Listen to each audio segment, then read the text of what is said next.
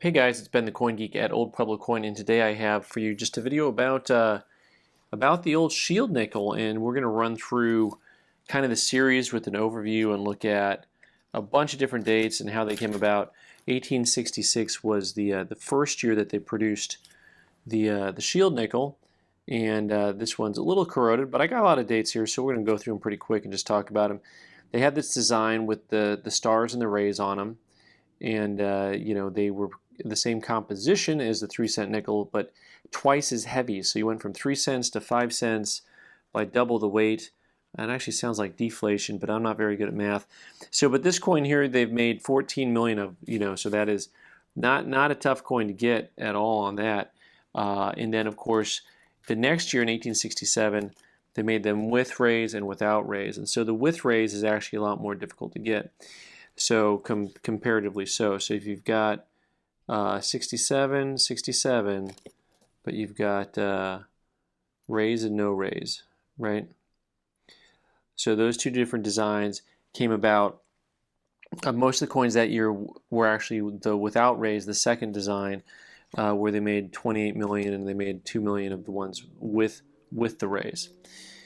So far, pretty easy to get. You can see most of these coins in average condition aren't really super high priced. We'll get down the road here a little bit as we go down into the later 1860s. We ran into a little bit more of the same with mintages of 28 million and 16 million on these coins. They're very difficult to collect nice examples of the coins.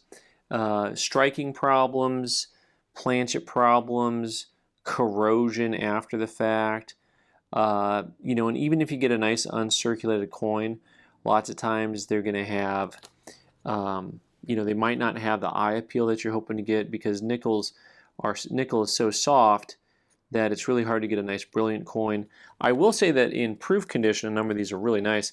So, and a lot of these have proof issues. So you'll see that a lot of these have proof mintages of 600 to 1,000, 1,100 pieces. So kind of similar all the way down the line.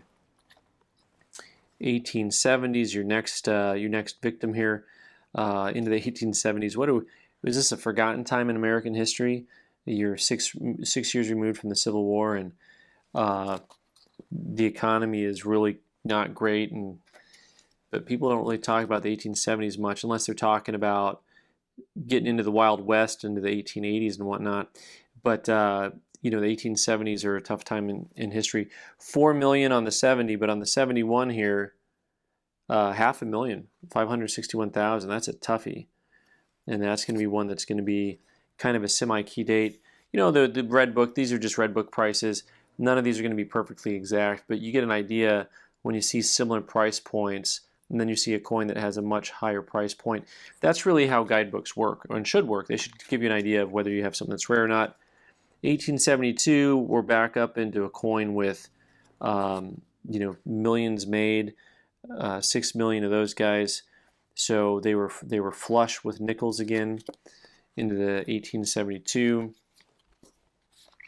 73, 74. So 73 comes like almost all the 70s coins, 73 coins with both an open and closed 3. I'm not really paying attention to varieties here. That looks like an open 3 on that guy to me, but you can see the pitting like I talked about at the beginning. There's lots of coins with pitting problems and corrosion. Here's another one with some pretty wild corrosion on it. I wonder if these guys were buried. But the 73, with the closed 3 is only 436,000 produced. So this one is a more common one, it looks like. The 74, they made 3.5 million of them. And you keep rolling. Some of these, it's interesting because even though some of these have really high mintages, like these 75 and 76s, you don't see some of these dates nearly as much as you would some of the other dates.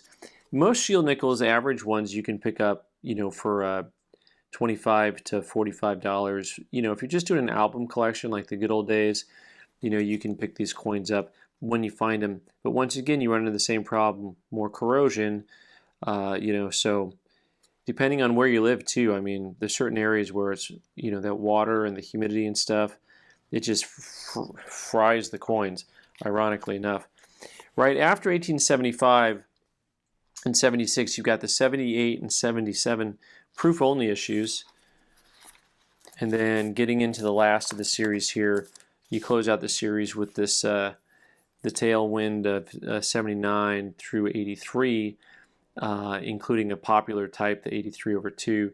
But one of the things you'll see is that all of a sudden you see the 79, 80, and 81 with mintages all together of, I'm not doing math really quick here, but mintages of just over 100,000 total for the 3 years. And then you hit the 82 again, and you've got a coin that's 11 million strong. Well, it looks like I don't have those tougher dates. Surprise, surprise. And by surprise, I mean no surprise at all. You're welcome. I didn't do my Dr. Doofenshmirtz voice right there. And then an 1883 coin, which also looks like some type of variety. Look at the little ones poking out, little dots poking out under the 8s. But that's not the 83/2. You'll actually see, that 3/2 on this coin. Pretty common to see nice 1883s. Last year issue, people kind of hoarded them. A million made. You don't see any big prices till you get to the higher grades on those coins. But all in all, even though there's only really a couple dozen coins on the high end for this, if you're doing a set without varieties, it's just super challenging to do. This coin has actually a little bit of cleaning to it, I think. If you look at the way it gets bright, yeah, that's been whizzed a little bit. Someone tried to clean the dirt off with like a Dremel tool. See, that looks like that white line that kind of moves in the luster, in the light. That's not luster. That is a Dremel. That is no bueno. No bueno. So we're gonna have to go ahead and change that a little bit there. But anyway, it's all fun. It's all fun and games, guys. But enjoy collecting. Let me know if any of you actually collect these shield nickels, these lost, forgotten souls of the coin collecting world, and let me know how challenging it's been for you to collect them. Thanks so much for watching. I'm Ben the Coin Geek. You can subscribe by clicking on the owl button in the corner and watch more videos on the right side of the screen. Thanks.